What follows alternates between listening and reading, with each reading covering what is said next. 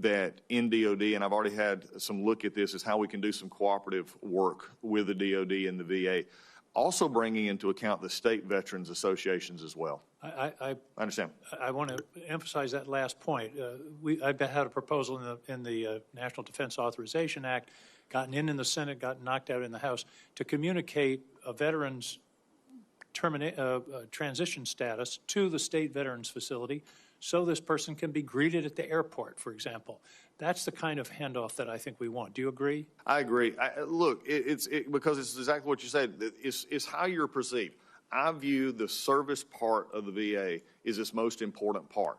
There are some times that you have to tell somebody no. There's sometimes you have to tell them we can't do something in a benefit or something else. But there's always time to make that veteran feel like they are cared for. And I think the transition time, which you're talking about right now, that sort of, as you said, that warm hug, is the thing that we need to actually look at. And it's a critical moment, as you pointed out. It's a time of heightened risk of suicide, yes, for example. Let me move on. Electronic health records, you had some discussions. I think this points out one of the fundamental flaws in the federal government procurement process, particularly in national security areas, where we feel we've got to buy our own custom, brand new, shiny product rather than something that's sitting on the shelf. There's a electronic health records system called EPIC that thousands of hospitals use all across the country. Instead, we're trying to invent our own system, which frankly hasn't worked, and as you pointed out, has cost billions of dollars. I hope that you'll look at the option of saying, hey, let's go with something that works, that we know it works, and can be modified to meet our needs, rather than continuing down the roll of billions of dollars of a system that has so far not proven itself. Yes, Senator, I think that what you've just hit is I don't, not going to, what I'm committed to is making sure what we have and looking at all options on the table. I want to bring in, because Cerner and others have, Oracle has had, places where they already have facilities already running the program. It's the issue that I went back to earlier, and I think you heard it was here. The VA is special but not unique. We've got to get out of this uniqueness status. And how is it different in the largest healthcare organization like this that there are not better ways that we can do it? And it's not just in medical health records. We've got to look for better ways all across. That's exactly my point. A lot of discussion this morning about the Mission Act and community care. I'm all for it under the appropriate circumstances, but not at the expense of a creeping elimination of the veterans' health care system. I believe I heard you say earlier you remain committed to VA health care in addition to community care where appropriate. Is that correct? Senator, you've heard correctly, because I believe that there'll always be a VA health care for the veteran who comes out. I believe what we have to do is make sure that we are adapting and making sure that we are giving the care as authorized by this body to make sure that we do it in the ways that are appropriate to the veteran.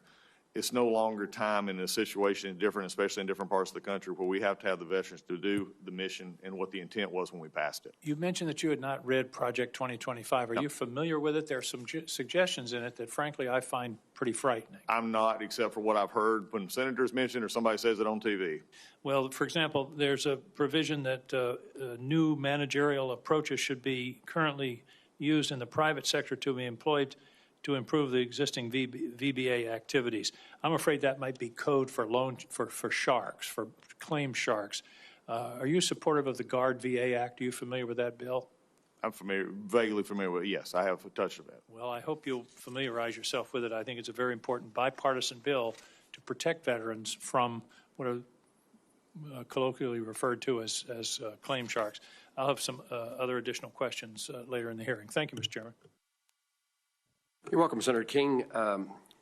Senator Banks, welcome to the committee, and you're recognized for questioning. Thank you, Mr. Chairman. Mr. Collins, great to see you. We served together in the House, and those 4 years of President Trump's first term were 4 great years for America's veterans. President Trump was the veterans president. We did great things, from expanding the Mission Act to greater accountability for VA employees. We loosened standards for the GI Bill. President Trump sent us down a path to modernize electronic health records. The list goes on and on, from the VA crisis hotline to other issues that were priorities for him that you and I had a chance to work on in the House, is among the greatest accomplishments since in the 8 years that I've served in Congress. Now we have another 4 years, and you're going to be a great secretary working with a great president. I can't wait to work with you to do even greater things for America's heroes. I do have some concerns about the condition of our medical facilities. And you and I talked about this in my office. The Indianapolis Medical Center is due for a total replacement. It's in the VA's 5-year development plan meeting. It's a project that you have on the books, but you don't have funding to do it. Will you commit today to working with me to get that project started next year as the VA plans call for? Thank you, Senator, and is working with this body to get the funding needs for all of our construction and priority needs are going to be there. One of the issues that we have, and if you allow to spend off of that because you're having the experience of it, is our average age of many of our facilities, especially our hospitals, is 60+ years old. This is beyond when you look at the hospital side now in private hospitals or in the public hospitals are average 15 to 20 years. It's just a whole difference, which throws into so many different problems. So construction is going to be something, and the projects like that are going to be important. But also, as we just discussed and Senator King brought up, the electronic healthcare record system, some of our existing facilities that we're not going to redo are going to have major work just to hold the computer systems and others to make that happen. So it's something we're going to work toward to make sure that we get it funded. We look forward to working with this body to get the money for that and would support working through that. Yeah, thank you for that. I look forward to working with you on that. The VA, as you know, has struggled with construction, maintenance, and leasing for years. Mm-hmm. And Indianapolis and a lot of other projects around the country are facing significant delays, which is harming our veterans. How are you going to prioritize reforming the offices that handle these functions within the VA? Senator, I think what we're looking at here and really where you got to go is making sure that we have what I'm hoping to find is a more, I won't say slimmed down, but a very focused vision on our acquisitions, our construction projects, so that we're not going through multiple layers that, as you well know, add time if this person has to sign off, but making it applicable. This body's already said that if projects over 100 million have to go with the Corps of Engineers. We have those other issues now after the project in Aurora and then Colorado, which went so far, which we were here for. That's why we've got to make sure that we have the right people in those positions and bring in help when we need to say, okay, how can this project be built more cost effectively? And if I could say one thing, one of the reasons, yes, I looked at this job and looked at the vastness of it but wanted to do it was those 4 years that you just mentioned, because I knew a president, Donald Trump, who actually wanted to take care of veterans and didn't just say it, but actually showed it in what we did and we worked on here in the Hill. I would add to that the last 4 years have been very different. It hasn't been a priority of the administration that you're following, and look forward to changing that very quickly. When I served on the House Veteran Affairs Committee, there was a lot of confusion about where the VA was going to put new clinics and why those counties or towns or cities were chosen. And it made it really hard for me as a congressman to explain to my constituents why this town was chosen for this clinic and another location wasn't. Do you think the VA should let Congress know in advance where planned clinics are going, not just send us a letter when a lease gets awarded? I believe that we should have a much better working relationship with Congress in regards to all aspects of this. And I think that includes, CBOX, and we just discussed earlier a conversation I'd had with Senator Duckworth about how we locate those, maybe even with others. But if you would allow me just a moment, there's one area that I want to this whole body to hear, and it's one of the main emphasis that I'm going to have. I believe, and after listening to over, like I said, 60+ conversations and more, that we have to have a better working relationship with the VA and the members of this committee and the body through our legislative affairs. Legislative affairs under my leadership, if confirmed by this body, is going to be proactive, not reactive. They'll still be there for this committee and the House committee to answer policy questions and to do those things. But I want to have actually legislative affairs people, boots on the ground, so to speak, here on the Hill, talking not just to you about your concerns, but hearing from your constituent services workers. 60% of most all of your constituent services work fall under VA, whether it's benefits or health care. I want our folks to know that up front so that your people can know who to talk to, but then they will relay the reports to me. So that if in Indiana we have a problem that is coming from your office and a couple of the congressman's office, we're going to have a chance to react to that much quicker. And so that I'll have the information so that we're not seeing something in the paper 6 months later or having you to call. I've made the promise to everyone here that I do not come in this with rose-colored glasses. I think this is a large undertaking that I feel called to be at. But I will say this, for all of you who have it, and I've heard it as well in my 8 years as Congress, when a member of the military, the veteran, has to call our office, a congressman or a senator's office, to get the care they've already earned, it is a mark of failure in our department. It's not something we can overcome, and there's plenty of things to do it. But I believe until we get to that mark, the VA does itself, then we're not taking care of our veterans as fully as we can. And I'm going to encourage all of our employees to get to that standard. Thank you.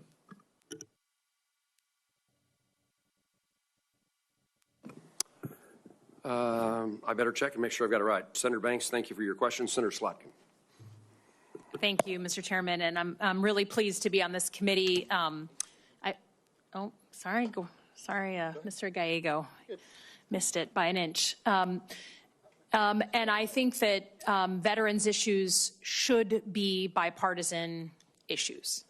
You and I served together in the House. We overlapped. I'm very proud to be the first CIA officer in the U.S. Senate.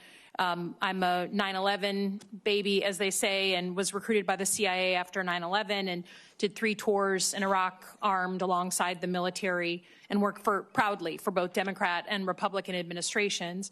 I'm also a Democrat that just got elected on the same ballot as Donald Trump, as we talked about. So I certainly understand that Mr. Trump has the right to nominate his own people and have policies that differ than my own beliefs. I think what I care about the most is just making sure that our veterans get the care that they need, and we don't strip essential programs for the sake of cutting the workforce. We talked about the PACT Act when you were in my office. I worked very hard on that bill on the House Veterans Affairs Committee. You know, the potential to expand care to 3 million 9/11 era veterans who, you know, lived near burn pits. And then the Elizabeth Dole Act that a number of folks in this committee worked on as well, which really does amazing things for mental health and expanding programs on long-term care. So can you just give me assurances that while I know it's a mandate from President Trump to cut the size of the government, that you will always speak up on behalf of veterans, not just do the bidding of someone who maybe somewhere else sees your numbers and starts to slash and burn? Because in places like Michigan, we have really expanded our staff on the VA to handle the additional veterans coming in. If we just start slashing numbers, we're going to be hurting the veterans who we just all voted and said we wanted to care for. So just a simple answer there. Yeah, that's an easy one, because what I was told by the president is to take care of our veterans. We're going to take care of our veterans, and I said earlier in this hearing that we're not going to sacrifice the veterans' benefits to do a budget. And I think these are the consequences we have. Efficiencies can be found everywhere, as you and I talked about in the office, but we've also got to make sure we're doing our mission. I wouldn't go to a place in which we're not doing the mission. The mission is the veterans. I just, I know there will come a time, there always is when we're cutting things, that you will have to push back and say, this is what that's going to do to care. And I have to, you know, you're going to pledge an oath to the Constitution here soon, not to any one president. On the issue of veterans benefits, do you believe that you have the ability to change someone, you as VA Secretary, if confirmed, would have the ability to change the discharge status of any one veteran? That's not under my purview to change. Yeah. And do you believe that a veteran's benefits can be cut based on personal or political beliefs?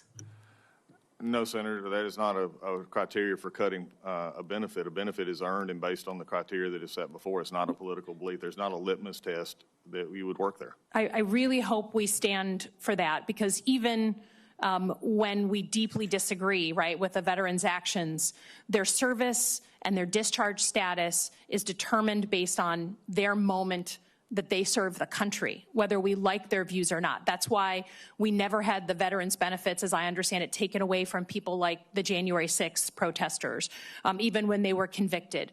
Similarly, we're watching right now senior people from the U.S. military and Coast Guard be removed from their jobs on Mr. Trump's first day. I just want your assurances that you're not going to change their veteran benefits that they earned if the discharge status is what it is from the Department of Defense. I think encouraging and not going down a path that we've talked about are hypotheticals here. I think the DOD is list that when it comes to the veteran and coming to the VA itself, the veteran comes with the benefits that they've earned through their service and how they get to us. We'll take care and make sure that the veteran is taken care of with their status when they get here. The issues you're talking about from DOD, we're going to take care of them from the veteran perspective. Okay, I just think that we go down a dangerous road as a country if we say that a veteran has served, they get their discharge papers, they've done their service of the country, and then regardless of what political views they have, whatever they say or do after their service, they're then retroactively punished through their pension, through their VA benefits. I think that's a dangerous path for Democrats and Republicans, and I don't want you to be the first VA secretary to go down that. So I'll rely on you to stand in the breach on that one. And with that, I yield back my time. Thank you very much. Senator Bozeman. Thank you, Mr. Chairman, and congratulations on the chairmanship. We look forward to working with you and Senator Blumenthal to provide the leadership, continue to provide great leadership that this committee's had for the last several years. The VA's State Veterans Home Program is a great resource for many senior veterans, including those in Arkansas. Our Rogers location does excellent work caring for senior veterans in Arkansas, but needs upgrades to continue providing the standards of care expected. In fiscal year 24, this 96-bed facility was ranked number 12 on the Veterans State Home Construction Grant Program priority list after being ranked number 9 in fiscal year 23. Unfortunately, the facility will not receive the necessary funding in fiscal year 24. We worked with the current administration to get the necessary upgrades the Rogers facility needs. Do I have your commitment that the VA, under your leadership, will continue working with us on the issue? Senator, thank you. And I think this is important. This came up with several of us, and you and I have discussed it. We're going to work with you and the appropriators and also this committee to make sure that the priorities as expressed will be taken care of, and we'll work with you to do those as we go forward. Because at the end of the day, especially what you just brought up, is one of the more critical we have, and that's sort of that end-of-life kind of issues that we deal with, and those later stages issues when more care is needed. So for me, making sure that you have that the states across this country and the VA is providing that care is something that is, frankly, a non-negotiable. As a pastor, it's been mentioned many times about me being a chaplain, but I was a pastor for 11 years as well, and had spent many times in those long-term care facilities, and it was humbling, and also, though, very critical to understanding. So, yes, we're going to work to see what we can to make sure that every need is met. We'll not always be able to say, here's the best answer you're going to hear, but I'll definitely work with you. Very good. Thank you. I'm very proud of the committee's work to pass the PACT Act, which now provides long overdue care for veterans dealing with the effects of toxic exposure. While the VA's efforts to reach veterans impacted by the legislation and get them support has been great, I remain concerned about the VA's management of the Toxic Exposure Fund and overall budget outlook. How will you make sure the VA's Toxic Exposure Fund remains viable for years to come while providing the levels of care our veterans have earned? Thank you, Senator. The care there is the biggest issue in coming out of the PACT Act in the work we've had. And it's been several 100,000 new people brought into the system, and that even more coming. I think the biggest thing we've got to do is actuarially look at what is passed here. And I promise, and I think you and I spoke about this in your office, is are we at the VA making sure that we're getting good information and doing what the intent of the law was so that they can continue to get those benefits.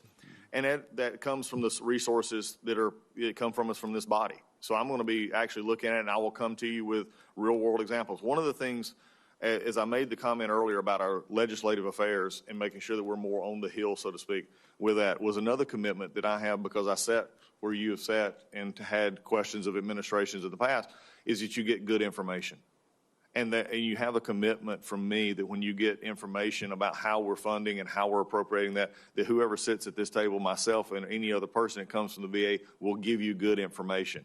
and they'll give you good numbers so that we're not like we were last fall when it starts off at a number of billions, then goes down to another billions, and then was not even used, as Senator Kramer talked about in the opening. So we're going to be doing that in addition to making sure that we're getting good, accurate numbers so that we can inflect the intent of these acts.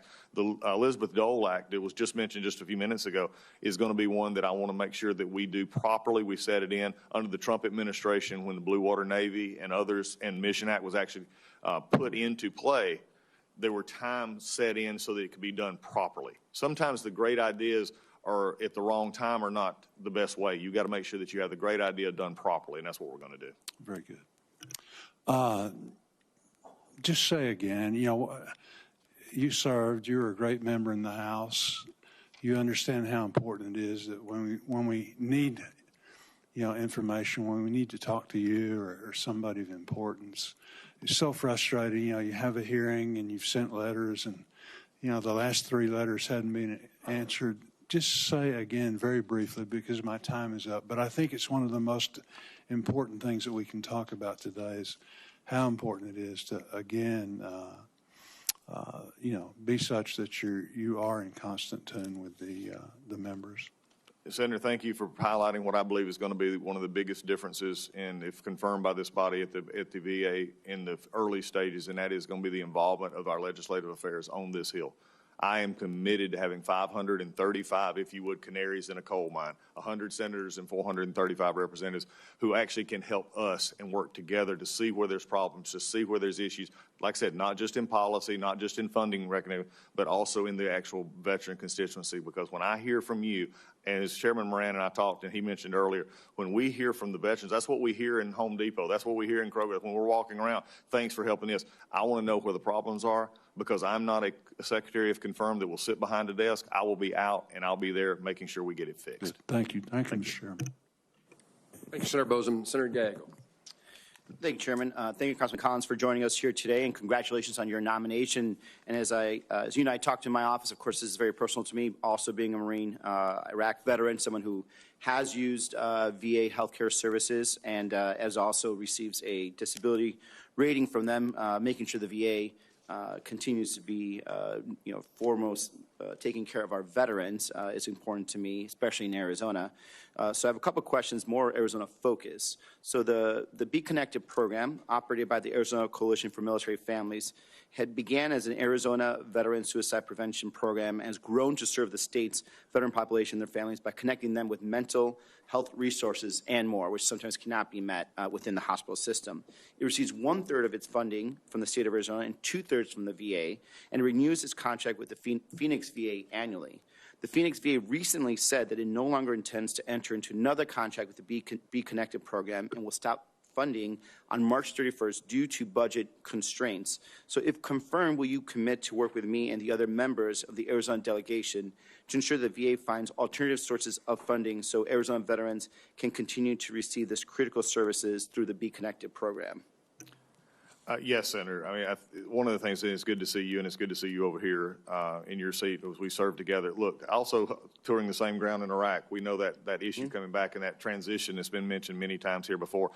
It concerns me, and I'm going to say what you're bringing up right now. It concerns me that as a VA that there would be concerns about funding a program that actually goes to what is one of my major concerns, and that is the issue of death by suicide and looking at or taking it even to a homelessness issue as well. Mm-hmm. So those are the kind of programs I think are priorities. So from my perspective as a secretary, it's going to be about priorities. And priorities are what we're seeing today is 17 people not with us anymore. It's not satisfactory.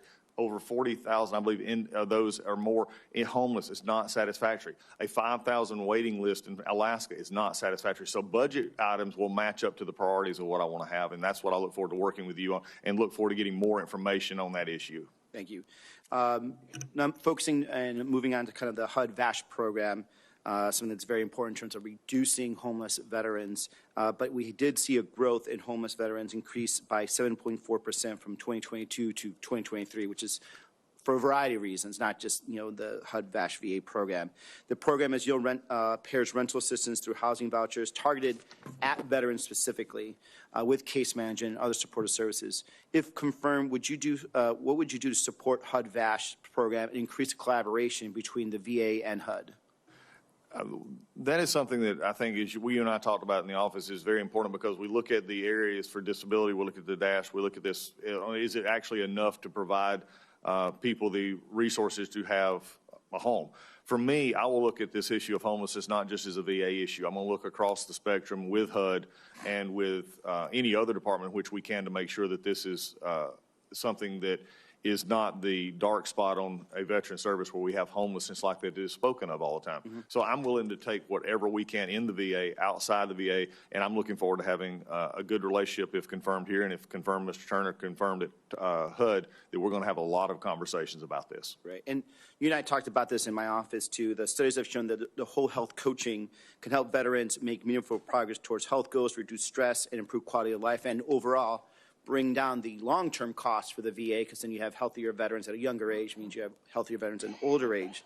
The VA currently employs around 200 full-time health coaches, but there are about approximately 20,000 to 30,000 health and wellness coach encounters where they have 20 to 30,000 health and wellness encounters per month.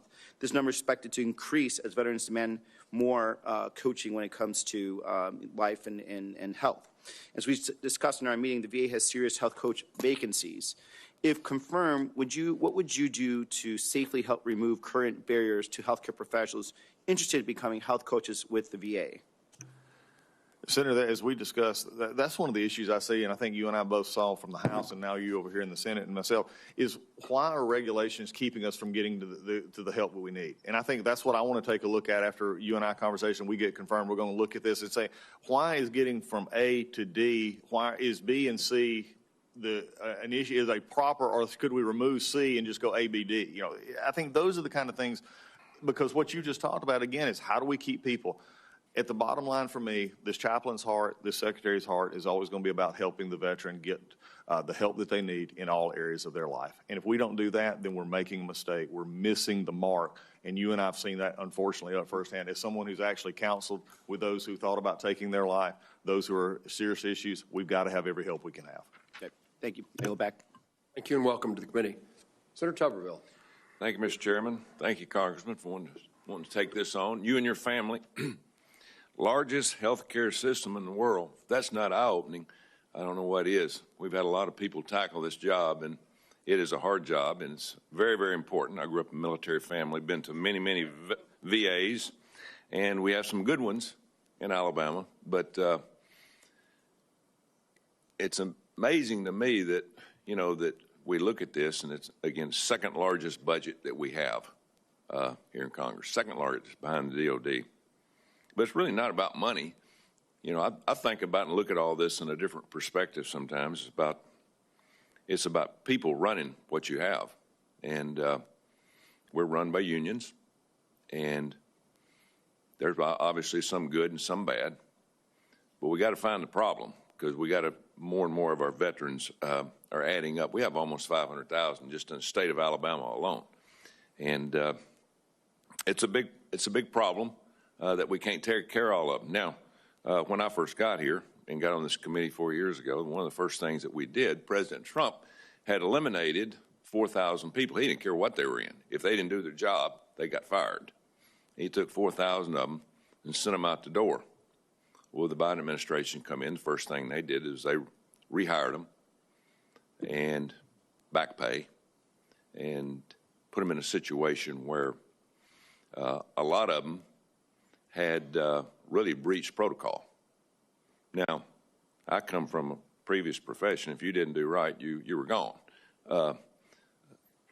Will you commit to doing what's right for the veteran when it comes to the personnel that are handling these people? We can talk about acts and laws and bills and all this. It ain't going to make a damn bit of good unless we get the people that's running these VAs and these homes that take care of our veterans. We don't get the best. Will you commit to that? Senator, thank you for that. I mean, your last statement was not just your profession, but I think every other profession in the world expects accountability. And I think that's what raises the standard. So yes, we're going to have accountability. The VA Accountability and Whistleblower Act, which by the way, passed unanimously out of the Senate, its intent was to make sure that those workers who were not fulfilling their mission, they were not going to take a job anymore. I intend to make sure that this is a promise that I have, is that if there is someone who is harming or in the way of our veteran and taking a veteran's benefit away, I have no problem in getting rid of that person and making sure we do it properly. And I have no problem with the legal repercussions of that, because there's no one at the VA going to stand in the way of a veteran getting the care properly. And if they're not doing it safely, which we saw many of those were not doing it safely and putting our veterans in harm's way. But I will say it again, and I think you would agree with me. I will be the biggest cheerleader for every VA employee out there who is out there getting up every morning, doing it right, making sure we're taking care of our veterans. But I believe the only way I can make them better, the only way I can push them, is to not allow those not to do it. So we have to have that accountability. This body passed it unanimously. It is about raising standards. It's about saying that we're going to expect the best and we're going to require the best. Because if I want to retain doctors, if I want to retain nurses, if we want to retain benefits people, then you got to set a standard that says, I'm proud to be here. And for me, I want to lead an agency that works and puts our veterans first and holds accountable those that have not. Awesome. 2023, it was reported to us, some of our VAs, especially our community care systems, were funding illegal aliens, healthcare. Would you please look into that once you take this office? Yes, Senator, I will. I do not believe any money that's taken outside the mission of the VA to help the veteran is a worthy cause of the money that has been appropriated for the veteran, and we will not be doing that. You know, we were given a budget shortfall just back last July. We were called and told by the administration that we're $3 billion short, and we had to come up very, very quickly, or we were going to default in the VA. You can imagine how frustrated we all got with that when we found out that we actually had a surplus. I would hope that we take better care of what we do with our money, and we know where it's at. Also, one thing before I go off here, and I didn't get a chance to talk to you about this back when we met. Electronic health care, nobody's told you this, $20 billion on updating our VA's electronic health care records over the last decade. The Department of Defense completed their update, yet the VA has nothing to show for the $20 billion. Houston, yes. We got a problem. Houston, Atlanta, D.C., everywhere else we have a problem. That is not acceptable. That's one of the things that we're going to, as we've said earlier, and we talked about this earlier, we're going to have to get into very quickly, put every player on the table to make sure that we're getting it right from the VA perspective and from the from Oracle perspective as it's currently held. DOD and VA are very different, but also, as I said before, we're special but not unique. What we can do can be done, and there's ways that we can look at that, and I think Senator King talked about ways that we can let's do what we can do. We're going to get that right. Even up here, 8 years and that much money and no results, only 5 places, I believe, actually still is not acceptable. Thank you. Thank you, Senator. Senator Sanders. Thank you, Mr. Chairman, and congratulations on your new position. Look Thank forward you. to working with you. Former Mr. Chairman. The job that you have been nominated for is an impossibly difficult job. I just want to say for the record that I think Dennis McDonough, the gentleman who came before you, has done a very good job in the context of what he had to deal with. Mr. Collins, in 2 independent assessments last year, the VA outperformed non-VA hospitals in terms of patient satisfaction and hospital quality.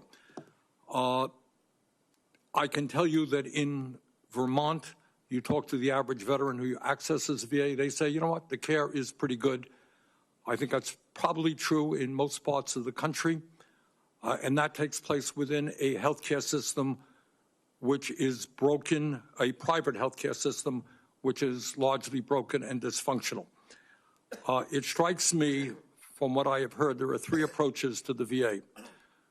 There are some folks, extremists, who think get rid of the VA completely, send veterans out into the private sector.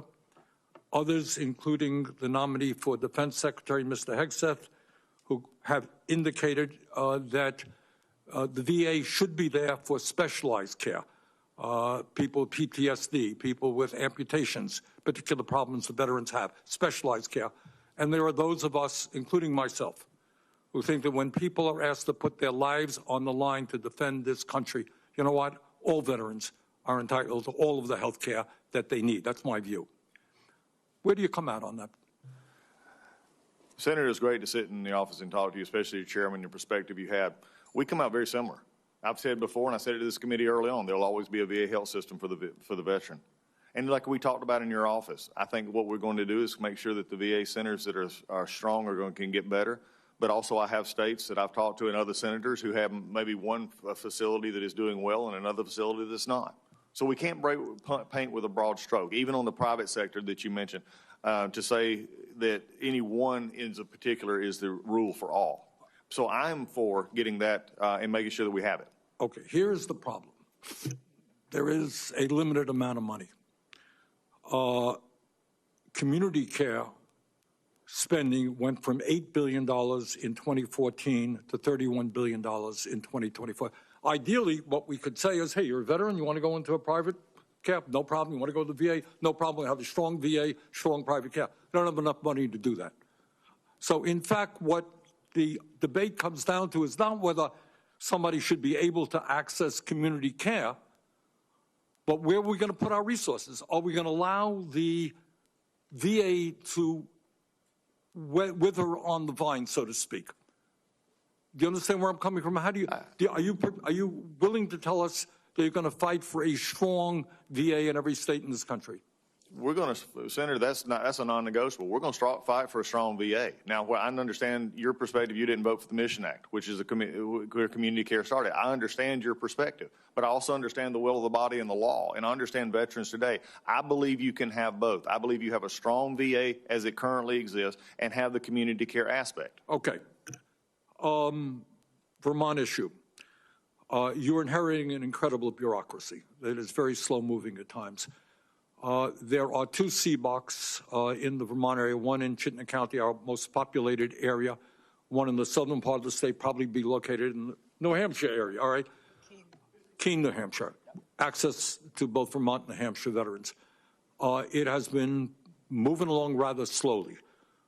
Will you assure me that you're going to take a hard look to make sure that those CBOCs get moving rapidly? Yes, Senator, as we were talking about with Senator Bozeman as well. Those are issues that we got to look at and make sure that priorities, the money's there. We're going to look sure. And it's not just the VSA. It's not just the VA. The VA works with the GSA. I understand. And it is a problem. Okay, take a hard look at that one. There are massive staff shortages in the VA, and I am concerned about the hiring freeze that President Trump has initiated. Will you stand up publicly and say, you know what? We need every VA health facility in this country to be adequately staffed. We will not accept staff shortages, and make sure that we have the people that we need. I will advocate to make sure our veterans are taken care of, but I'll also support in the fact that we'll take a look at the current levels of employees that we have and where they're properly located, and we'll work at that, and the President will work under the executive order that he has given. Look, in English, we all understand this. There are inefficiencies in the VA. There's waste in the VA, every government agency. On the other hand, the VA in general, in my view, does an excellent job. They need the support. Yep. So you want to go after waste and inefficiencies, do it. But make sure that we have the quality of doctors, nurses, staffing that we need to take care of every veteran in this country. Thank you, Senator. Senator Tillis. Thank you, Mr. Chairman. And Mr. Collins, thank you for being here. You and I have a lot in common. We were both born in August, you 6 years after me. We both entered state legislature at the same time in 2007 in 2 different states. And you got a sister that was born in the same hospital that both of my babies were born in. Am I right? You also have the benefit of me tracking, since I lived in Atlanta for about 4 years, tracking Georgia politics. You were a very good, solid, reasonable congressman, so I know all I need to know about supporting your nomination. You know, I know you've said multiple times you're not going to privatize the VA. You're not forcing veterans out. You've done that. I think you were sworn in testimony. So would you just do a pinky swear, too, that you're not going to privatize the VA? Here we go. We got Okay, we'll good. one up. Air How about pinky that? swear. So the reason that's important is that some people, not everybody, I think that Senator Sanders is genuine and has concerns. But, folks, there is no, let me just say again what I've said every time, privatization and forcing veterans out of the VA to seek private care. There is no serious discussion among lawmakers to do that. Now, is there one, and by serious discussion, I mean that could ever see the light of day? I have very few skills. One of them is counting votes. There is simply not enough to even consider it a threat. And the reason why I hit this head on is there are veterans who could be led to believe that that's a risk. It is not a risk. You don't have to come to Washington because a vote is imminent. The VA is one of the largest health care system in the United States. It does a lot of things good, and in many cases it does it better than the private care providers could ever imagine because of the unique status it has, in many cases, veterans serving veterans. So again, thank you for that pinky swear. Now let's move on to the unpleasant part of my discussion. Has nothing to do with you. I have supported every VA nominee who's come before this committee. And I supported the Secretary of the VA when I came in the Obama administration. I've had a great working relationship up to and including with Secretary McDonough. I have concerns, even some that date back to VA Secretary Wilkie, who was my MLA before he went on to be a VA Secretary. The implementation of the electronic health record is a bipartisan, multi-administration disaster. There is no way on God's green earth that we should have spent $10 billion to have only a fraction of the VISNs even touched.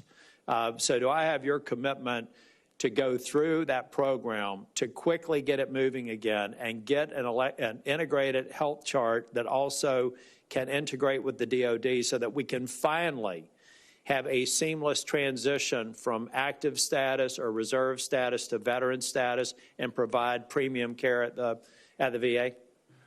Yes, Senator Ellis, for the very reason of this, is what you just said about seamless care is actually a safety and security issue for my veterans. It absolutely it is.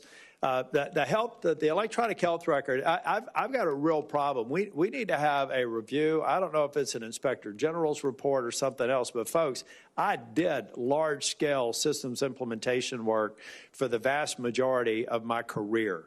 I've done that more than I've done being a U.S. Senator or a state representative. This is a disaster. And I would like the people involved, not only the contractors, but having been the contractor before, my guess is it's rooted in bureaucracy and people responsible for the implementation within the VA not doing it right. So will you commit to me to doing a project review? I'll come to your turf to do it. Yeah, we're looking forward to the project review. This, for me, has been one of the, when first looking at it, how, only up here would this allow it to go on as long as it had. Okay. So, look, I'm putting on notice today that I'm committed to everyone here. We're going to bring everyone to the table. That's vendor, that's VA, everybody in the middle, Good. and figure out what this problem is, because it's time to fix it. Well, I'd love to be at the table when you have some of those discussions, to be honest with you, and lend you some free consulting advice. Last thing I want to leave you with, because I say it in most of the hearings, I did not vote for the PACT Act, in spite of the fact that my office was responsible for the formulation of the TEAM Act that was in that bill, which was to provide care to warriors who were exposed to toxics, and also the Camp Lejeune Toxics Act, which my colleague, Senator Sullivan, has been trying to work to reduce the compensation. I didn't vote for it because I was absolutely convinced it was going to be where it is today. It's a $700 billion between mandatory and discretionary spending, unfunded bill that got out of the oven too soon. And now we know you've got shortfalls that you're going to have to fix in the billions of dollars because we didn't take the time to actually get the PACT Act right. I hate it, not being able to vote for that bill. But I voted against it because we promised out of this committee that we would fix it before it got a vote on the floor. Now we got to fix it, and you can count me as somebody that will be helpful. Thanks, Senator. I look forward to that because that is going to be one of the first issues we got to tackle from the budgetary standpoint. But also, and I will, say to the committee, and we've talked about this in many of your offices, I'm also looking ahead to the Elizabeth Dole Act and actual implementation and implementation cost on it. I think it's something we've got to take care of, but it's got an implementation cost as well. Thank you. Senator Hassan.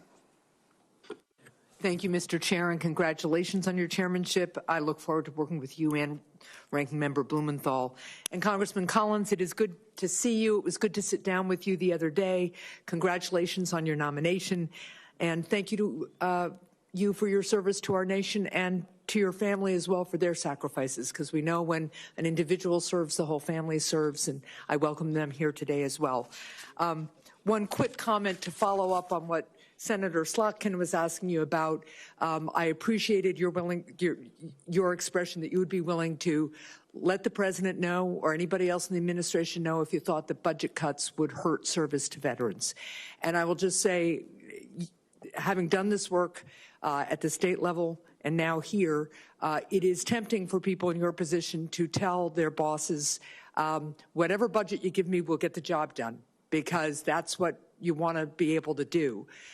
But cutting direct care people in a healthcare system, cutting people who coordinate care so that veterans can get integrated care, can really, really harm veterans. So I will hold you to your statement that you will stand up for veterans in the budget discussions, because it's going to be real important. And thank you, Senator, on that question, because it is true. I mean, as we said, and brings the uniqueness is I've been on that side. There's only limited dollars, right? And there's consequences. And there's a big thought up here on Capitol Hill that we vote on ideas. We don't vote on ideas. Okay. We vote on words on paper, right? And those cost money. So yes, I'll stand up and look. The president has made it very clear to take care of veterans. And I will say, as we look for efficiencies, as we look for the things to run those agencies, I will say, here's the cost benefit of that, and we will move forward with that, making sure we take care of the veteran. Well, I appreciate that. I want to move on now to a topic that I know Senator Sullivan also touched on. President-elect Trump supported a full-service VA hospital for New Hampshire when he was on the campaign trail. I've supported a full-service hospital in our state for years and will gladly work with you and the president to make that happen. In the meantime, though, the current Manchester VA Medical Center is almost 75 years old and it needs significant upgrades. The facility's age is showing. Twice over the past 8 years, pipes have burst, temporarily closing parts of the medical center. And when I say temporarily, we're talking months. Rescheduled surgeries, the whole 9 yards. It has been terrible. So following a push from the New Hampshire delegation to prioritize improvements to the medical center, the VA has begun implementing a multi-year upgrade plan. Will you commit to continuing these upgrades to make sure that Granite State veterans have the best possible medical facility to receive their care at? And will you come up to New Hampshire to visit the facility and meet our veterans? I'll take the last one first, yes. Yeah. There we go. Good. But I will assure you, not only Granite State veterans, but all across the country, they will be taken care of and looking at our needs. The infrastructure needs, I'm glad we're talking about that today, because it's not just the new facility. It's not just the new CBOC. It's taking these older facilities that, as you said, once they're shut down, and then the bureaucratic process to get it fixed. Right.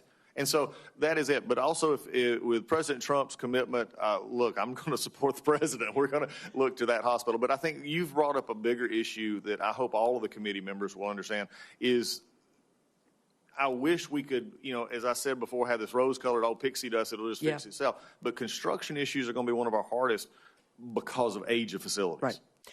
Thank you. Let's talk about rural veterans. They face several challenges in accessing VA health care. For example, they have to travel long distances to access their VA health care facilities, and that usually means that they're going to want to schedule multiple appointments on the same day, so they don't have to do all the travel back and forth. Unfortunately, some VA medical appointments can only be scheduled by calling the individual clinic directly, meaning veterans often have to make several calls to multiple disconnected offices just to try to coordinate and schedule their appointments. And then they they schedule one, then they call back the other, find out the slot they thought they had is gone. So that's why Senator Bozeman and I introduced the bipartisan Improving Veteran Access to Care Act, which would require the VA to create a streamlined scheduling system where veterans can either call or go online to view and schedule appointments for all of their VA health care. Congressman Collins, will you support this effort and work with me and Senator Bozeman to pass this bill and implement its change to help our veterans? Well, Senator, I look forward to seeing that and looking into it further, but I'm going to tell you from a conceptual standpoint, the better question for me is why haven't we almost got there anyway? Yeah. I mean, because the thing about, if I can, I mean, and I'm not to reduce, appointment times to an app, but when you can order 5 people's food and send it to 5 different places at the same time on your phone, why can't I go to one place? And I think for our younger veterans, and I think we talked about this in our office, for our older veterans, there's a different way they need to be personal phone. My dad, who's probably watching right now, he wants to be on the phone. Right. But the rest of them, pick up the phone. Let me get my 3 appointments and be done with it. Yeah. And I thank you, Mr. Chair, and I will follow up in writing with you about the one last question I wanted to talk about, which was just the implementation of the Dole Act. Home care is incredibly important. It should be the wave of the future because most people want to age at home or get their care if they have chronic illness or disabilities at home. Something near and dear to my heart and the heart of veterans, and I look forward to working with you on that. And just briefly, Mr. Chairman, I just want to be real brief about it. That is something with this bat, I'm very proud of what y'all have accomplished there, but it's going to now take us implementation to make sure we do it right. If I'm confirmed, you'll have that commitment. Thank you, sir. Senator Hesson, thank you. Senator Cassidy. Hey, Congressman Collins, great job in the chair. You're going to be a fabulous Secretary of the VA, and you're going to have my support. You're a Georgia Bulldog fan, but, that's okay. I mean, not everybody can be a Go Tiger. Go Dogs. Listen, I've been concerned because there's such a backlog in terms of people applying for VA disability benefits from whatever program there is. It just doesn't happen. And when it finally happens, sometimes the person's dead. Now, when I speak to people and read about the use of artificial intelligence, someone says it's the perfect bureaucrat. That once you set on the facts, it can process a tremendous amount of information next to instantaneously and come up with the same decision based upon the same set of facts over and over and over. Now, but it also learned it's only something that happens if you lean into it. If you just say, oh, well, it's really great, we'll get there when it happens, it never happens. If you say, we are going to set up a system in which we red team it, and we're going to compare it to our best reviewers, we're going to then compare the best reviewers to the AI, and whichever is different, we're going to figure out why it's different. And if the AI is not as good, we're going to continue to refine it until we can scale it, and a VA, a veteran, does not need to wait for his or her benefits. What do you think about that vision? I wish it wasn't being presented as such a novel concept because it's really true. We can do that, and as you from your medical profession and looking at why are we not using AI and the benefits of IT to actually take, especially from the benefit perspective, and take the ones that are, quote, easy, the ones that match the box, that we can get out of the way so that we can actually still hands-on those that are a little bit more difficult. Here's some numbers that maybe I'm sure you're familiar with and this committee is familiar with, and I'm proud of. Under President Trump and the previous administration, the backlog on the benefits cases got down to 65,000, I believe. In the past 4 years, there's been 130,000 billion added to the budget and almost 70,000 employees. And right now, there's a 265,000 backlog, down from almost, I believe, double that. We've went up with everything else. Why are we not able to get out some of these in better ways? And that means doing efficiency, looking at AI, looking at other technology, not just from the benefit perspective, but also from the medical perspective as well. We've got a healthcare record system that is non-existent right now that we're going to have to do, as you said, that red team approach, as your wording was. So I'm looking for every possible way that I can make it better. Why would I be satisfied for a system that is old and outdated or non-existent when my goal and my purpose and my mission is to take care of a veteran? Now, let me suggest, because one thing that happens here is that the agency says, give us the money and we'll come up with a system. And then 2 years later, and then 2 years later, and then 2 years later till you finally pull the plug. So somebody once said you should go out on your bid and say, we want the system at least to be run on a pilot method within 6 months. Because what you're getting is people who already know how to do it, indeed are already doing it in one form, and they're adapting their system to yours. Now, I would suggest, as we work as a team, that we come up with something that we would say, okay, you got 6 months to do it, and then we're going to do it. If we see veterans who have been waiting forever to get their stuff, getting it quickly, getting it appropriately, not too much, not too little, then we can take it to scale. Other agencies have just taken the money, and it's become a black hole. So thoughts about that? My main thought about that is someone who's been on this hill and dealing with budgets, and it was the very thing that most of us go home and do town halls. They do not understand how we do appropriations up here. They do not understand how we spend money up here. They don't get to do that at home. They don't get to do it with their own budget. So when we tell them, oh, we're spending money but show nothing for it, that's something that's a foreign concept, and I think it's fostered the distrust that we see. So for me, setting deadlines is the only way you get things done. Setting deadlines and appropriate measures and metrics are the way you get things done. I am going to be one that is actually going to say, here's the defining aspect of what we've been given. Let's use the best results. Let's use the best processes. Let's use the employees we have and the best people. I like that. As opposed to $10 billion, figure it out. It's going to be, here's a chunk of money. If you can show you can do it, we'll take it to scale. But if not, we're pulling the plug and going someplace else. So anyway, thank you. Thanks, sir. Thank you, Dr. Cassidy. Senator Duckworth. Thank you, Mr. Chairman. Congratulations on your chairmanship. It's good to be on another committee with you. Congressman, welcome. I really enjoyed our conversation. I'm not going to speak further on privatization of VA and my opposition to it. You know, I think that you would agree, would you not, that VA is uniquely suited to provide the highest quality of health care to veterans, and that privatizing VA would create a significant challenge wherein veteran care would be outsourced to providers not equipped for this specialized training, directly impacting the quality of care afforded to veterans. Senator, again, it was good to talk to you. You would not believe how many times I've used our conversation in discussions with CBOX and other things, so it's been good to see. Of course, I mean, I think when you look at this issue, that the VA is uniquely positioned to deal with veterans and has the data, which you and I talked about, that can provide not only help for our veterans currently in the system, but even outside the system, using that data then to help others outside. We have a unique control group, if you would, that can actually look at that. So I think with someone we can definitely continue to work on. And as I've stated before, there'll always be a VA health care center for those veterans that come home. Yeah, just keep VA, the medical center, home, and then if they need care for their specialized treatment, they can go somewhere else. But as long as the VA know what's happening and is keeping track, I think that's really important for the veterans' best health.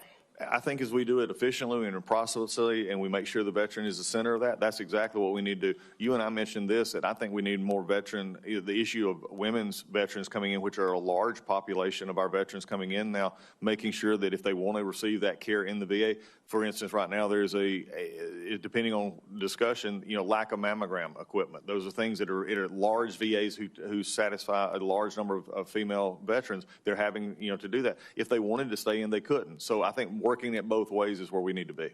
Yeah, I think the medical, what is the best medical treatment is where we need to go. I mean, in the case of mammograms, you need somebody who reads thousands and thousands of mammograms, and if you only take care of a small number of female veterans, I wouldn't want to have my mammogram read by someone who only reads 100 mammograms a year, as opposed to a partner organization like that rural hospital or somebody who reads thousands of mammograms so that they can better spot any problems. Exactly. And that brings me to, I'm going to sort of maybe jump ahead of you a little bit. I think it goes back to your discussion we had in the office about the CBOC and rural hospital issue, that they could. And I think what you made was a very good point. And I'm going to take it a step further about what you just said, though. It's the sharpening of skills. For those of us who've been to Iraq and have been to Afghanistan, we saw trauma and emergency care at its finest. Yes. I mean, if they came through the Heroes Highway at Balad, 98% of those made it back home alive. Now, some of them didn't. You were one that didn't. There's some who didn't, but they got back home. And I remember the time that I sat with a young man who I was with him and prayed with him, and he had I'll never forget him because he had blonde hair and blue eyes. And I went back later that evening, and he was gone. They had already got him on a plane and got him later. A week and a half later, I looked at Stars and Stripes, and I saw his picture. But I was comforted by knowing he was back home when he passed. That is sharpening of skills. And in the VA, we need to have that. We have to make sure that our veterans are getting that same kind of treatment so that our skills and their treatment are matching. Wonderful. Thank you. If confirmed, will you commit to working with myself and my colleagues on this committee to strengthen and refine VA policies that improve wait times and access to VA health care rather than resorting to privatization? Yes, I think that is one we're looking at right now is a VA that has the VA healthcare system. And again, it goes back to the service of the veteran. And if anytime, I'll say it again. I've said it before, I'm going to say it again. When they have to call my office when I was in Congress or your office now, that is a failure from the VA. And it's not a failure on the people. So for anybody try to twist what I'm saying, that's not what I'm saying. The VA has a mission to take care of veterans. If for some reason the veteran's not able to get that care, then we need to step up and make sure they answer why. So yes, trimming down wait times, making sure they get that. Because some of the things we could be missing are preventative care that could actually help us long-term in our cost perspective if we're catching it early. Yeah. Thank you. I'm glad you mentioned preventative care. Right now, preventative health care is something that patients in the Affordable Care Act or other places do not have to pay for their preventative care. So your prostate cancer screening, your mammograms for breast cancer, colon cancer screening, your statins for your cholesterol medication, you don't pay a copay for that, but veterans do. Would you confirm, will you support making a non-controversial common sense fix to ensure that VA coverage aligns with that of commercial health care and TRICARE and help me eliminate the copays for veterans for preventative health care? I look forward to working with this committee on that because I do believe, as you do, that the preventive aspect of that is very important. Thank you. You're back, Mr. Chairman. Senator Blackburn. Thank you, Mr. Chairman. And Mr. Collins, always good to see you. Appreciate that. As we served in the House, you were known as being a consensus builder and a problem solver. And I think as we look at the VA and the situation that is there, we need someone who can build consensus among the employees and solve some problems that are existing in the VA. So you made a comment about it was important to get the right people doing the right job, and I agree with that.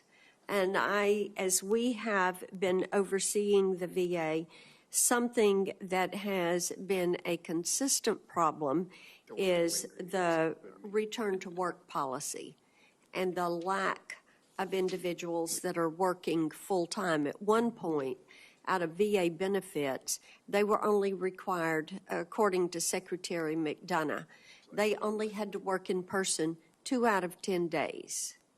And then in healthcare, they had to work in person 5 out of the 10 days.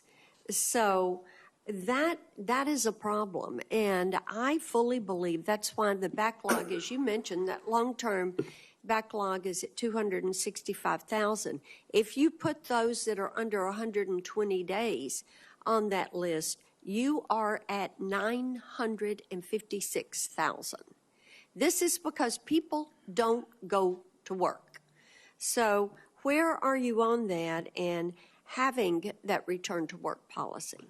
Thank you, Senator. It's good to see you. It's also good to see you back over here as we've worked together many times. And I do pride myself, as I mentioned in my opening statement, about the stuff that we worked on bipartisan, Music Modernization Act, which you are such a great champion of as well. And we're going to have to work together on this. But I do believe people need to come to work. The President's made it very clear.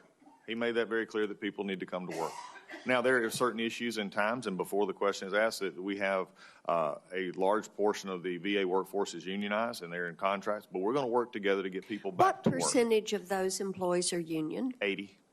80%? Approximately 80% of 470-ish thousand. Okay. And some of them in the telework agreement stuff. Look, we're going to encourage them to come back to work. We're going to follow the President's directive in that. And we're going to make sure that we get people in there because at the end of the day, it's about veterans. My hospital employees, if I was confirming this, they have to show up every day. Okay. That is encouraging because you look at we've talked about the health records, the EHRs, and the fumbling, the $15 billion that has been spent on that not to have those records. The way there is no transfer, data transfer from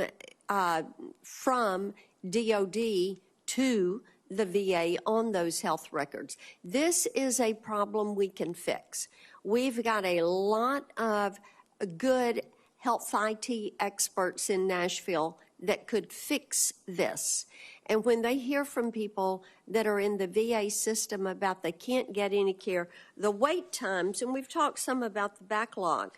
At the Fort Campbell facility, VA facility, the wait to get a primary care appointment today, and we've just checked our numbers, is 81 days. And in Chattanooga, it's 110 days. In Murfreesboro, it is 54 days. That is completely unacceptable.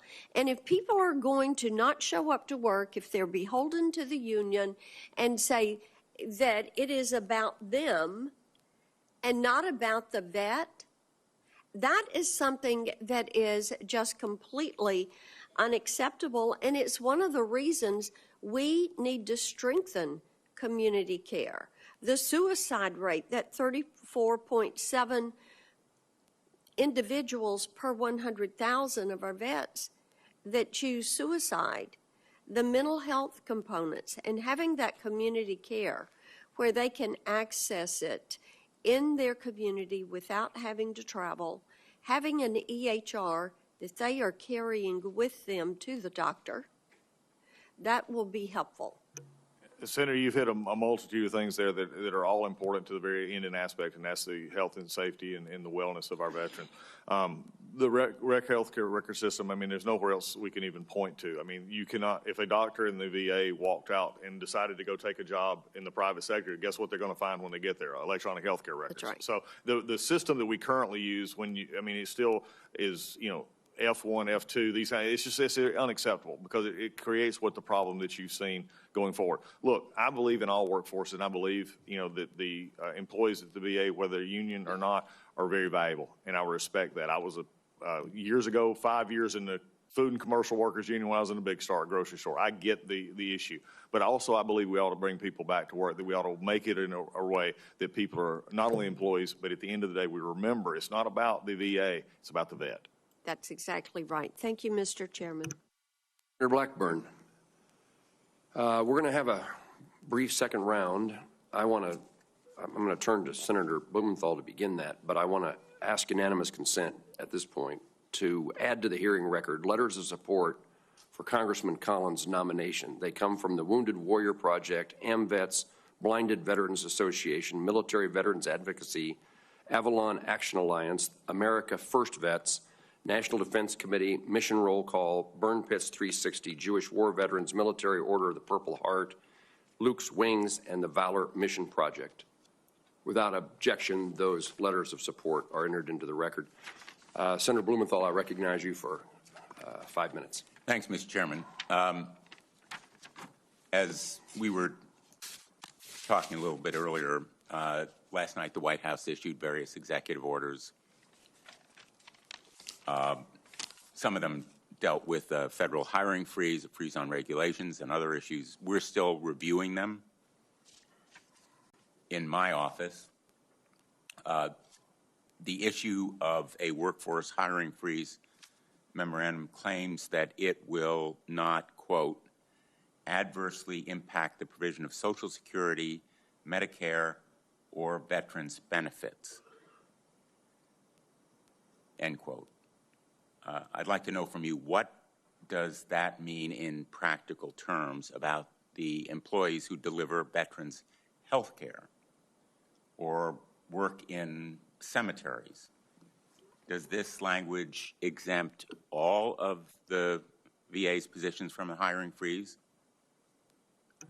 I think, Senator, we're still, like you, examining that, but we support the President's initiative here in the freeze. But also, I take, as far as what it says, I'll take it at the words that's on the paper, and that's not going to affect it because we have people doing those benefits packages right now. We have people working at that. And the implication would be that adding more people would fix whatever the problem is. I'm convinced right now that the workers and the benefits, we need to make better efficiencies with what we currently have. So I support that. Yeah, that's not reassuring to me because I'm asking not about the VA employees who work on benefits. I'm asking about the folks who are in the hospitals, in the care facilities, at the cemeteries. They're not dispersing benefits, they're providing care. And as you well know, there are extraordinary problems in recruiting and retaining Right. The doctors, the nurses, and filling their ranks where there are openings right now. So the explicit language of that memorandum seems to include them in the hiring freeze.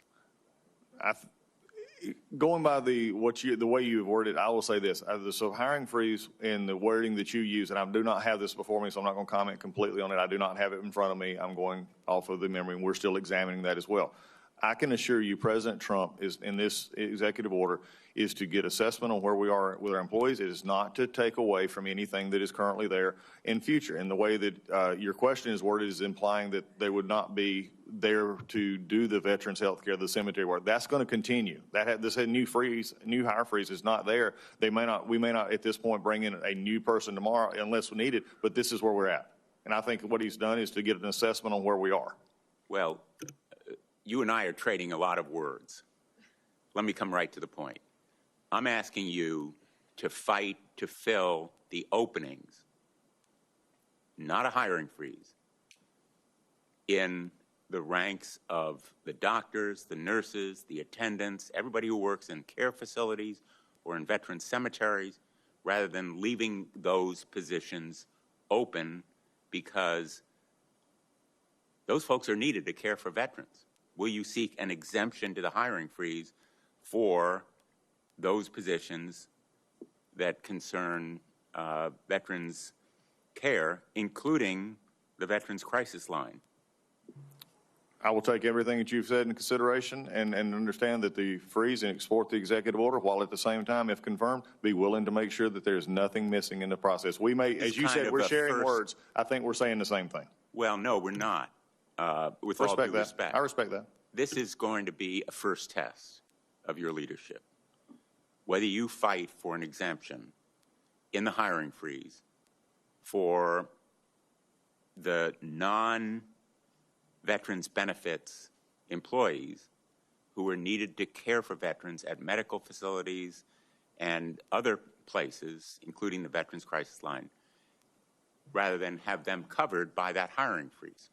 Senator, I view this as not as a test of what I will do. I believe it is a test of two different assumptions, and assuming that just because there's opening that there's an actual need at that point that makes a veteran miss their benefits of health care. I think we're coming at it from two separate perspectives. There may be openings, but there was openings yesterday. There was openings last week.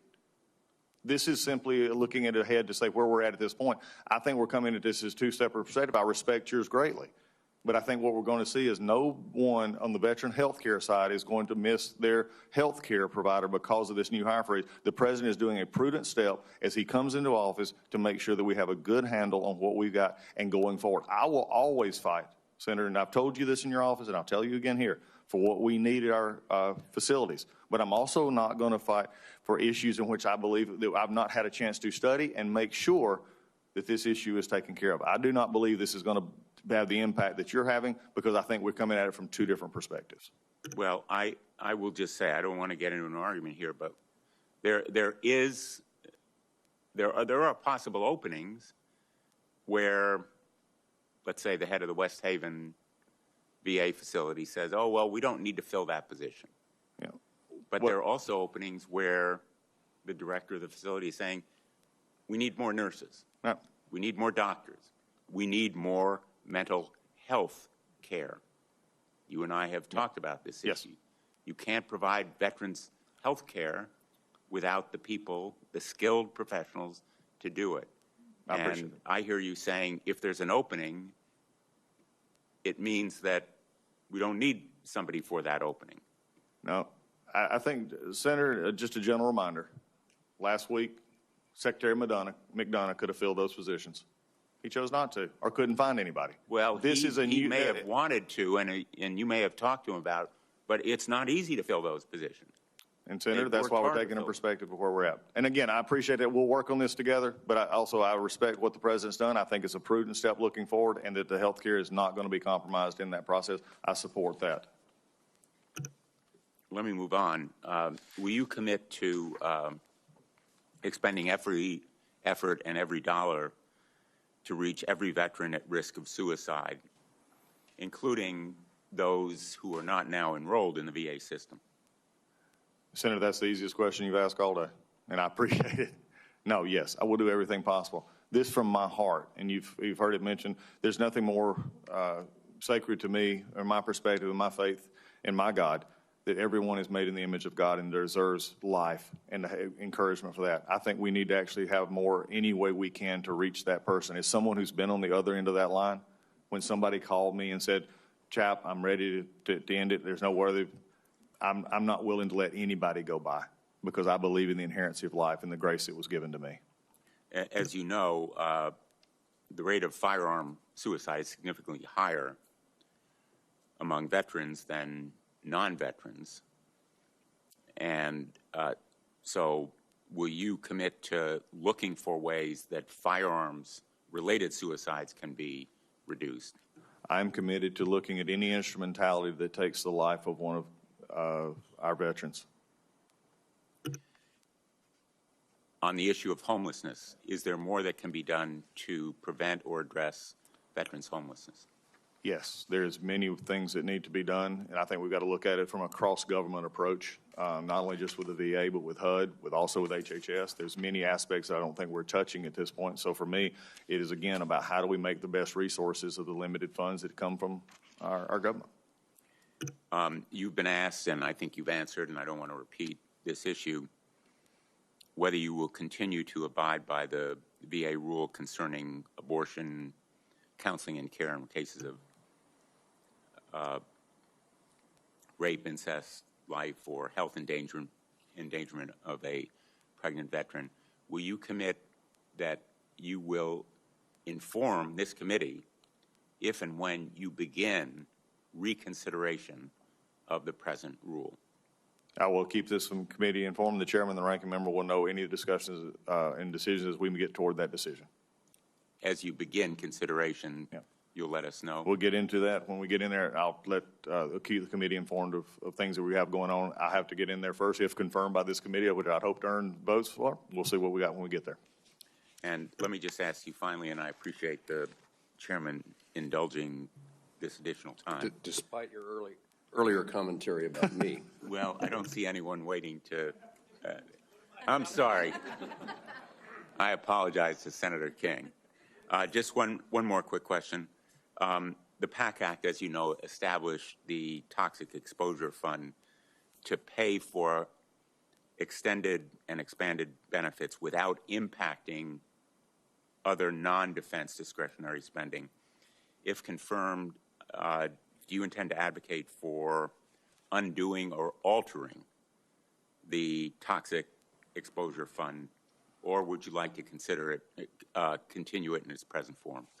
I think any changes to any program, it would be premature for me to make policy at this or discuss that. I think we'll look at it, the possibility, but I think the intent of Congress will be carried out. I know there's some discretionary with the funding issues with that from the VA. We're going to look at that as we go forward, but I'm at this point, I want to see where we're at because there is a concern that we made proper implementation. It could have caused some of the budget shortfalls, and we have another program right on top of it, which is going to be the Elizabeth Dole Act, that I promised and commit to you that we're going to make sure that we look at so that we can properly implement your intent and the Congress's intent for this. Just for the record, I hope that you will continue this fund because it provides for a solid source of benefits for those veterans who are suffering from diseases relating to toxic exposures, and that you will continue the outreach program that Secretary McDonough started. Thank you, Mr. Chairman.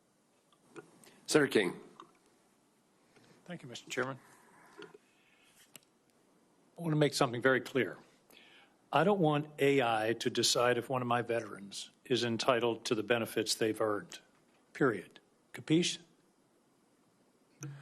Senator, there's no veteran who's going to miss the benefit that they earned by the position and the way they process their claims. But I think you and I will both come to a conclusion that if there are better ways to process a claim that our veterans can get their benefits quicker, then I'm willing to look at any opportunity to get their veterans' benefits quicker. And if that involves AI, then I'm not willing to take it off the table. I'm not willing, though, to have them put in a position where AI is randomly in a situation, especially with benefits and others that are more difficult. There'll always be a person there to oversee that process. Well, the experience thus far with AI in the insurance industry is not positive.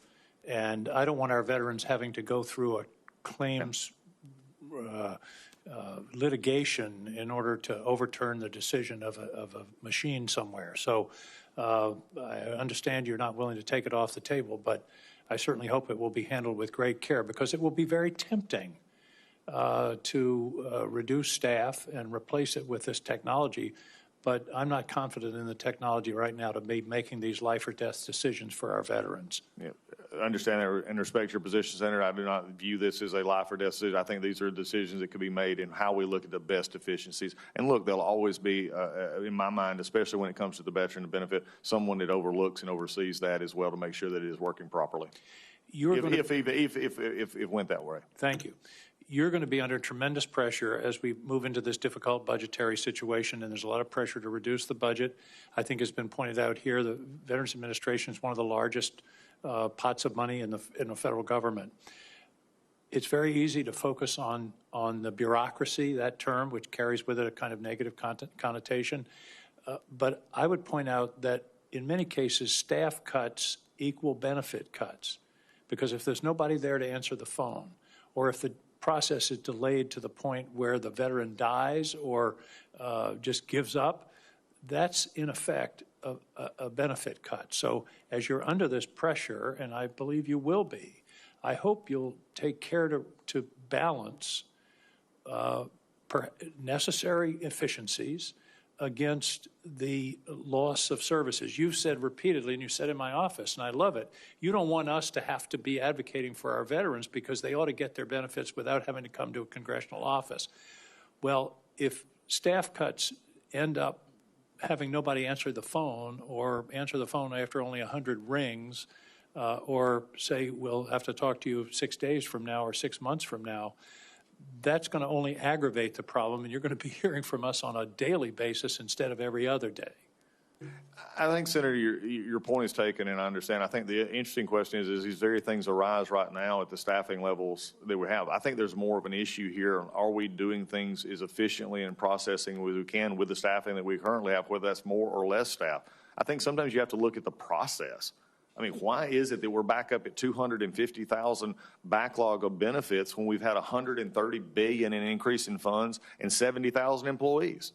That's just something's broken about that. I agree, and I commend you for wanting to follow up on that. And I have no problem with efficiency, and I think I can't complain about a hiring freeze. I actually signed a hiring freeze in my inaugural address as governor. So I understand that. On the other hand, I think the point that Senator Blumenthal was making, the hiring freeze should not apply to direct care workers. If my Togus Hospital in Maine needs a cardiologist and it's been open for a couple of months because they're hard to find, this hiring freeze should not prohibit them from continuing to search for, and if they can find a cardiologist, to sign them up. I hope you'll distinguish between direct care workers and others who serve veterans behind the scenes. Thank you, Senator. If confirmed, we're going to always make sure that, as I've said many times before, no matter what the issue is, I will always fight for making sure our veterans are getting the care in the proper way that they need to. Final point, there's no answer necessary for this, but one of the things you're going to be having to face is increasing demands for mental health services and long-term care. Long-term care, as our veterans age, is going to become a greater and greater issue. The Elizabeth Dole Act starts to address that, but I just commend that to your thought process, and perhaps you can have people thinking about this. How are we going to provide those services that are going to become more and more necessary as time goes on? Thank you, Senator. I appreciate the things that are already keeping me up at night if confirmed about this job. I appreciate you giving me more, but I also look forward to reaching out to you for help in that as well. Thank you. I commend you for your participation this morning. Look forward to supporting your nomination. Thank you so much. Appreciate it. Senator King, thank you very much. Let me just try to wrap up my thoughts and questions to you, and it's just a miscellaneous of things. First of all, I would tell you that we work closely with the Inspector General at the Department of Veterans Affairs. I find him valuable, both to me and to this committee, but should be valuable to the Department of Veterans Affairs. Anything that you want to say in regard to utilization of Inspector General's reports and how the department will respond? Yes, sir, Mr. Chairman. When I was ranking member of House Judiciary, this was one of the issues that we dealt with the Judiciary Committee, but also with the Department of Justice, but also in other committees I served on. Inspector Generals play a vital role. We're not always possibly going to agree with the outcome, but we can come to a conclusion because always having other eyes on a situation is provided. I'm one of those that believes in gathering a lot of input and then making a decision. So if you're having input from an Inspector General who's looking out for the best interest of what the VA is for, then I'll be working with them, and I look forward I didn't mean to suggest, and don't think I did, that you need to agree with the Inspector General. I do think that that extra set of eyes in the professional way that that investigation is conducted has value. Certainly gives us a greater opportunity for oversight, but that same kind of oversight is what a Secretary of Department of Veterans Affairs should be looking for, just like we do. Yes, sir. We have a habit here of passing legislation. And there's lots of bills that are introduced, certainly. Some of them actually become law. And one of the things that I think it's important for this committee to try to assure is that we don't just take the applause, the pat on the back with our veterans or veteran organizations because we introduced a piece of legislation or we passed a piece of legislation. The real goal is to make sure that the legislative efforts, when a bill becomes law, that it actually benefits veterans. You and that Department of Veterans Affairs have a lot to say, have a lot to determine whether that is the outcome.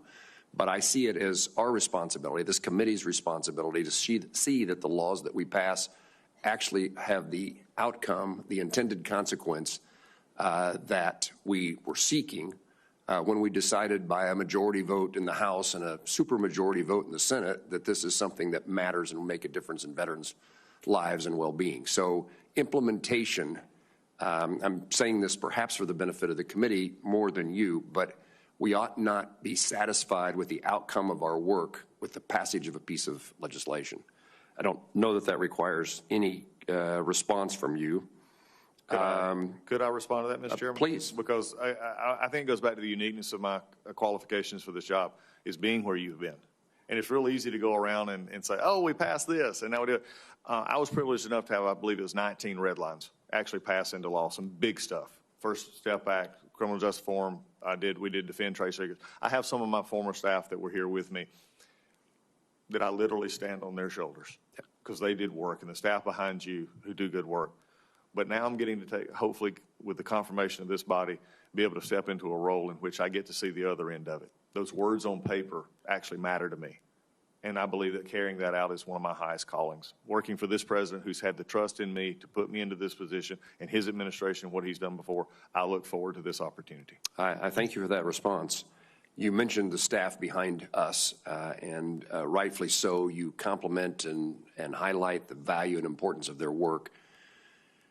We have staff inquiries to the Department of Veterans Affairs that go back 6 months with no response. And we've worked with the previous staff at the VA, the previous secretary, and there was a great intent to see that the answers come. It will mean that it has to be prioritized. And so you have indicated earlier that you're going to be very responsive to Congress. Those two, like introducing a piece of legislation, are words that you should say. And I hope that you can find every method possible to give us the information that we need to respond to what's going on at the Department of Veterans Affairs, and most importantly, accurate, but also timely. Mr. Chairman, there's many things that I've talked about today, and I've enjoyed this time with this committee. But there's one thing that will be true. The way that we interact with this Hill, as of my confirmation, and I have the ability to sit in that seat, will change. The Legislative Affairs Office is going to be much more on the Hill. They're going to be much more involved, and they're going to get you answers. 6 months is not tolerable. Again, I go back to the fact I've written those letters too, and it's not going to happen. It has taken way too long in many instances. And QFRs, in a hearing in which we ask for members the opportunity to ask additional questions at the end of the hearing, those responses are terribly, terribly slow, and again impedes the capability of the committee doing its work. One of my experiences is that we bring a problem to the Department of Veterans Affairs, and at least on a number of occasions, were successful in changing the policy or approach at the department. So again, much of what I know about what's going on with veterans is because they tell me what's going on with veterans. And we discover there's a problem. We highlight that problem for the department, but on many, many occasions. And the answer comes back from the department, the central office of the Department of Veterans Affairs. We've changed it. You're right. This needs to be different than it's been, and we're going to conduct ourselves differently. The challenge becomes when the VISN in Kansas or anybody else's VISN doesn't know the changes that have taken place in the central office. So we can have a few high-five moments. We've solved a problem, but when it gets to the field, they've never heard of what we have been told in Washington, D.C. by the department. A high five in Washington, D.C. is a nothing in Kansas if it's not implemented. Look, that's one of the things I'm excited about. I come to this in a new position as well. I've been a part of the Hill, but also media and social media. Look at the applications that are out there now that we can tell the good. You're going to see, the department is going to hear from me directly. It's not going to come through memos. It's not going to come from me sitting behind a desk on Hyatt Central Office. It's going to come from me through videos that are going to be on our social media. It's going to be through emails that we're going to send, encouraging them to know this is my direction. They'll hear from me. That if we're still getting, that the idea that a veteran has to call their congressman or their senator for help, that we're missing the mark somewhere. They're going to hear it directly from me. And here's the other thing. They're going to see me. They're not going to have to wonder what I'm thinking, because all of a sudden I may just show up at their hospital. I may just show up at their CBOC, and we're going to talk about it, and we're going to make sure that our veterans are getting taken care of. I'm not pie in the sky thinking I can wave my magic wand and make it happen. But I will tell you this. They're going to know who their secretary is. They're going to know who their secretary cares about. And it's that veteran that is in the system now, and that veteran that is to come, and that veteran that has gotten out and for some reason flipped through the cracks and does not know that they have benefits of life. And if they choose to take those, then they're going to be there for them, or they're going to have a veterans office that is waiting for them. I appreciate that. To my point, what you're responding to is that the assurance from the Department of Veterans Affairs that the problem has been solved often is not the circumstance in the field.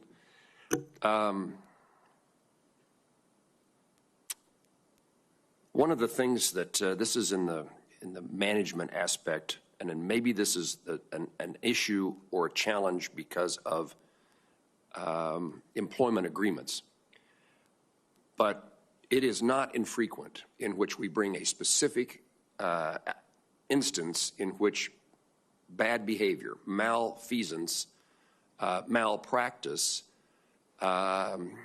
insubordination, a list that could be long of errors and mistakes made by someone who works at the Department of Veterans Affairs in the field. And the response ultimately, if you ever hear about what happened to that person, that employee, is we transferred them to another hospital. That can't be reassuring, shouldn't be reassuring to anyone. And maybe there's some impediment that makes it, can't be impossible, makes it difficult to actually fire someone. And the instances here are not like employee grievances. It's not like mismanagement in the sense of how do we get along here. These are egregious circumstances in which terrible things have happened to veterans. And this response is never you're out of here. At least that, if that's the response, it rarely happens in the end. So my point, which I don't think I explained very well, but the point is there has to be a better disciplinary circumstance in those extreme cases other than you are transferred to another facility. And that is for the well-being, safety, and importance of the veterans who are served by the Department of Veterans Affairs. Senator, I couldn't agree with you more. The concept of failing up is not a concept that I abide by. I'm a military person. I'm someone who's also employed people outside the government as well. But failing up is not an option. You don't fail up. And we're just because what we will do is I will work within any agreements, employee agreements, collective bargaining. But if you're putting a veteran health and safety at harm, I will make sure the department will get rid of you, and we are willing to do whatever it takes to do that. Because here's the deal, and I don't think there's any senator or congressman who would disagree. If that happens, you shouldn't be there. We'll do everything within the agreements to make sure their processes are followed, but I will not tolerate it. And that in turn makes our better employees even better. You highlighted that point, and I was going to compliment you on it, that a culture, a sense of well-being of the employee, that it's a safe and valuable job, and that you're doing good work is hugely important to the success of the Department of Veterans Affairs. And if other employees see that some employees get away with bad behavior, it diminishes the value and joy of working there. Senator, I agree. There's an old saying that I ascribe to. There's two ones that I look at, and one will be on my desk if confirmed, and it says if it goes wrong, it's my fault. If it's a little bit okay, it's everybody, and if it's right, it's everybody else's. So we lift everybody up. But understand, when you have employees that come to work every day doing it right, and they feel like they have to carry a coworker along, after a while, they don't want to carry the coworker anymore. They just rose to the level. They go to that level. We're not going to tolerate that. Mr. Collins, it's always my practice almost always my practice in a hearing to give our witnesses the chance to take back, to admit a mistake, want to correct the record, to give a witness before the committee the chance to restate or make clear something they felt like they didn't do in the first set of hearings, in the first two rounds of questioning. Anything you'd like to add to the record today? No, Senator, I just want to appreciate the time, Mr. Chairman, Ranking Member, Mr. King, and all who have stayed and come by.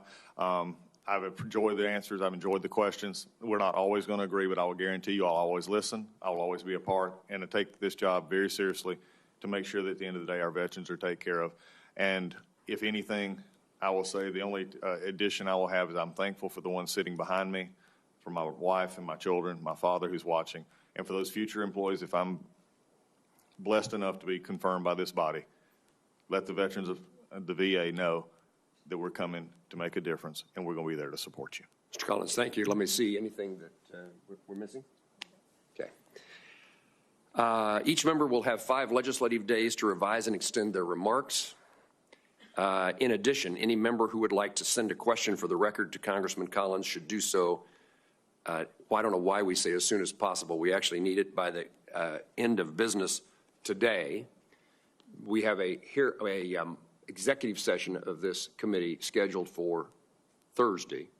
And so if there's something that you want to make sure that has not been asked or answered by a member of the committee, we need you, Mr. Collins, so that our process can continue with the consideration of your nomination. We need you to respond immediately. Yes, sir. Thank you. I would just join Mr. Chairman in thanking you for the hearing and thanking Congressman Collins for your testimony here today, which I think has been very frank and forthright and very helpful to us, and really appreciate your candor and look forward to a working relationship where we're always candid with each other.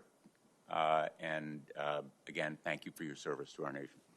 Senator Blumenthal, thank you. I, again, look forward to working with you in the next 2 years on this committee and see if we can accomplish good things for those who serve our country. Thank you. The meeting is adjourned.